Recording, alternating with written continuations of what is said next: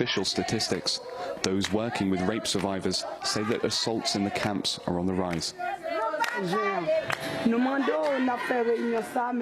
Here, at a legal office in downtown Port-au-Prince, at least 6 different Haitian women's groups meet to work out ways to protect women in the camps and provide support for survivors, many of whom come here for emergency medical and psychological care.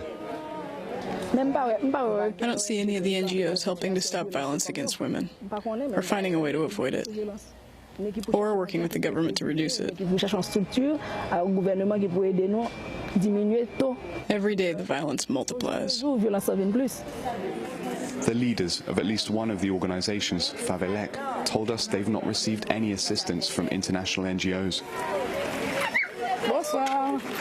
The Favelec organizers took us to the Savan Pistache camp, where there have been numerous cases of rape and violent assaults on women in the past 6 months. Here, they introduced us to 14-year-old Maudeline Dereval. 2 months ago, she was sleeping with her mother in their shelter. At 4 in the morning, a man broke in with a gun and a machete. He told Maudeline's mother that if she called for help, he'd kill her daughter.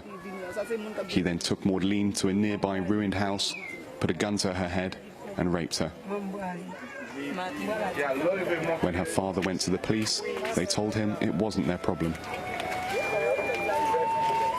A few shelters down, and we heard another story. They came with machetes. This woman told us her home had recently been broken into. The only security this woman had was this tarpaulin stretched over the entrance to her tent. The man who came in slashed it with a razor. He told her that if she didn't have sex with him, he'd kill her. She was relatively lucky. She managed to call for help and the man fled. They're hoping that these testimonies will eventually make criminal investigations possible, in spite of the apparent indifference of the Haitian police.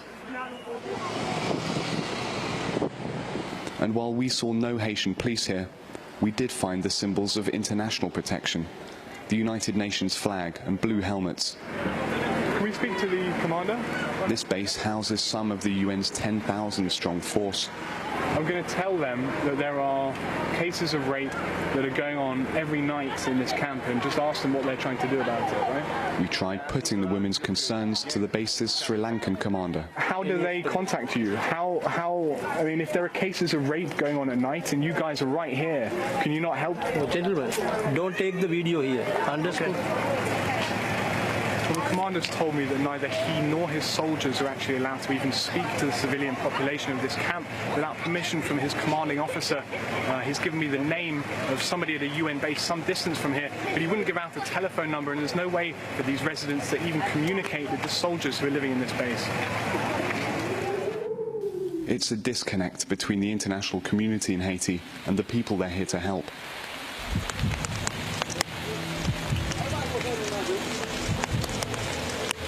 And we saw it again on a night patrol with UN police. This is one of the biggest camps in Port-au-Prince. There's a plentiful supply of floodlights and electricity. That's not always the case in all of the other camps around the city. In addition to the lights, the UN is hoping that these officers, members of a newly arrived contingent of 600 female Bangladeshi police, will make it safer here and easier for women to report violence. But like most of the UN police force in Haiti, the Bangladeshis don't speak the local language, Creole, or even French, making meaningful communication with the camp residents impossible. A couple of days ago, we were in a camp where women were complaining of rapes going on every single night. Rapes? No, it's not true. It was a very big camp. We spoke to people that are saying there were incidents on a very regular basis. But actually, we don't have any information about rapes every night, for sure.